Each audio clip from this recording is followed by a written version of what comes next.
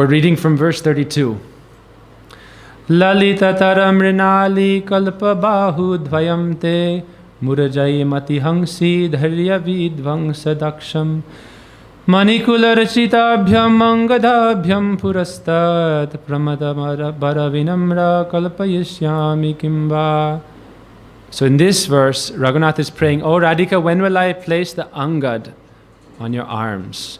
So we have the bracelets, and angad is placed on above the elbow. Okay, like an armlet. And these are made of jewels or flowers. So then there's a beautiful description of the internal meaning of this. Also in this, it's saying that the example is given that Krishna's heart is like a hangsa, like a swan. Murajai mati hangsi. And he is Murajai. Krishna is described to be Murajai. Mura is a demon, and Jai means he was victorious over Mura. Mura also means ignorance, but it's one special kind of demon, so that pastime will be told. So therefore, Raghunath is praying, when will I give you these?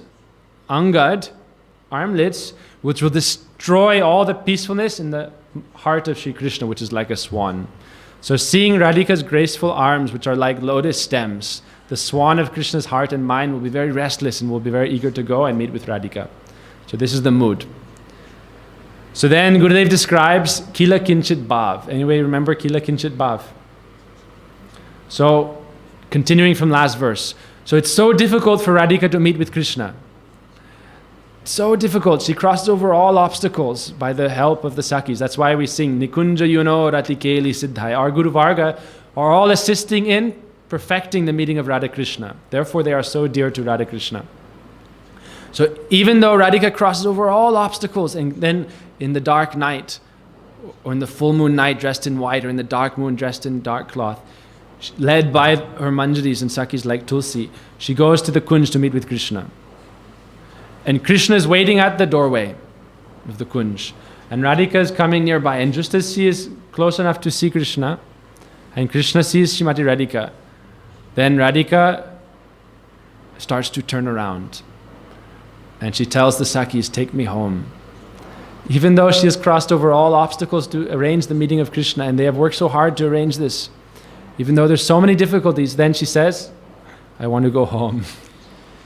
She shows some kind of hesitation.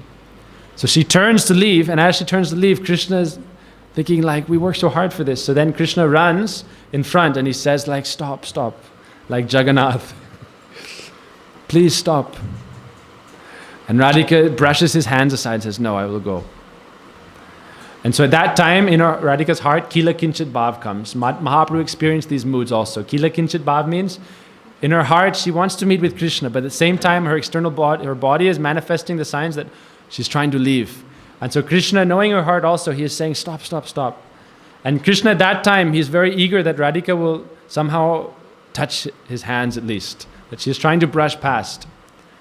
And Radhika pushes his hands away. And at that time, Krishna becomes actually happy, because at least she touched my hands, even in pushing them away. Then Gurudev tells the story of Mura. So Mura was a demon who got a boon from Brahma. We see the demons, they're very funny, that they do great austerities, thousands and thousands of years of austerities. And then they see some great like demigod like Brahma, and he gives them a boon. "What do you want?" So he says, "I want the boon that whoever I touch with my hands, they'll burn to ash." But the problem with the demons is they're also somewhat foolish and they're easily beguiled. So this demon gets the boon that whoever you touch will be killed. And then he goes, demons also like to fight. So he starts going around the universe challenging everyone to fight with him. And everyone knows about his boon, so they're very afraid. So they say, no, not me, not me, not me. So they all leave and won't fight with him. He goes to all the demigods, they all decline and they leave. Finally he asked Narad Brahma, "Oh, what can I do? I want to have a good fight." So he said, "I have a good person who can fight with you. His name is Vishnu. Go fight with Vishnu. He'll teach you, he'll give you a good fight." So he's very happy and he goes off to find Vishnu. And when he meets Vishnu, Vishnu acts very like nonchalant. Like he says, "Okay, I've looked everywhere, all over the universe for someone to fight with, all the demigods, no one will fight with me, everyone's afraid of me. Will you fight with me?" And Vishnu says, "How can I fight with a coward like you?" Whew. If you want to anger a demonic person, call them a coward. Vishnu says, oh, you're just a coward. How can I fight with you? I only fight with real heroes. I'm a coward. How dare you call me a coward? He says, I can see from here, you're shaking. Your heart is shaking in fear. Vishnu says, like your heart is shaking in fear. My heart is shaking. You're a coward. You call me a coward. He says, no, look, I'm not lying. You're shaking. Your heart is shaking as if you're very afraid. So they go back and forth like this. And he just look, your heart's shaking. So the demon's like, ah. And he feels his heart and bashma ho gaya. And he is burnt to ash. So Vishnu defeated him by this trick. That Vishnu didn't want to break the boon given by his son Brahma. Brahma is actually Narayan's son. So he's thinking, okay, my son gave this boon. Brahma is always causing problems for his father, Narayan. Narayan's his father and his mother. That's why Krishna says in the Gita, Pitahamasya jagato mata data pitama. I'm the father, the mother, everyone. Especially this is true for Brahma because he came from Vishnu's navel on a lotus stem. So in this way, Mura was defeated. So then Gurudev makes the point that Mura, why is Raghunath saying Mura Jai? Is referring to this pastime. That Vishnu, by a trick, defeated Mura with his hands, getting him to touch his own heart and be burnt to ash. But here, Krishna is defeated by the hands of Srimati Radhika, that she pushes him aside. And then Krishna grabs her hand and says, no, you've worked so hard, you should come. So at that time, all these different moods are coming in Radhika's heart, in her mouth, some mood, in her eyes, some mood, in her heart, some mood. It's all manifesting on her body. So this is the meaning of Kila Kinchit Bhav.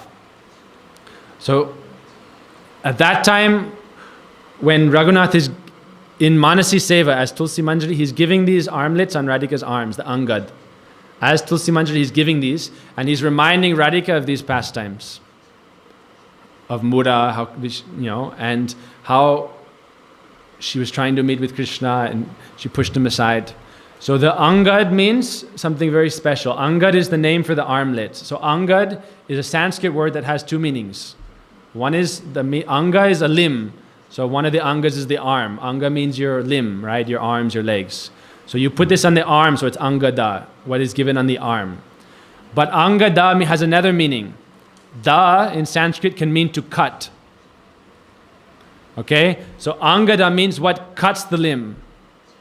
So now Raghunath begins to pray to the Angad itself, to the armlet, saying, "O Angad, please, you should help arrange the meeting of Radha Krishna. You also are being used to assist the meeting of Radha Krishna. All these ornaments they're given to Radhika only to encourage and inspire Krishna to come and meet with her and leave everyone else aside."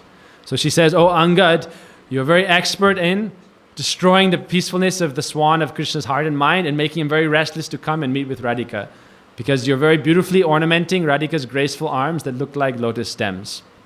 So she's talking to the Angad and saying, don't become Angada. Don't cut the meeting of Radha Krishna. You should help to attract Krishna and let Krishna's Angas meet with Radhika's Anga. And then you will be properly Angada. So she prays like this. Let these Angadas help arrange the meeting of Radha Krishna. So now Angada means another thing. Angada is connected to Ananga. Who is Ananga? Ananga is Cupid, Kamdev. Right?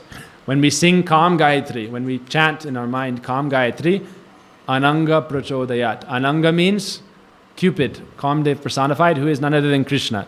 So the Angad is also connected to Ananga. Gurudev said this Angad is Anangada.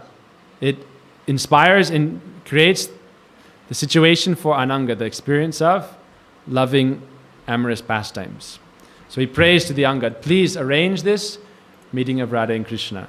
And if you don't do this, then you'll not be helping us Manjari, so we won't use you. You have to help arrange this. So in this way, Raghunath prays to the Angad and he gives this to Srimati Radhika. As he's giving, Gurudev describes again, the scene of his service to Radhika disappears, and again he is Raghunath sitting on the bank of Radha Kund, crying and praying and meditating. And when will I get that chance to serve Srimati Radhika? So this is verse 32. Please subscribe down there for our channel and hit the bell icon for notifications and share this with your friends. Radhe Radhe.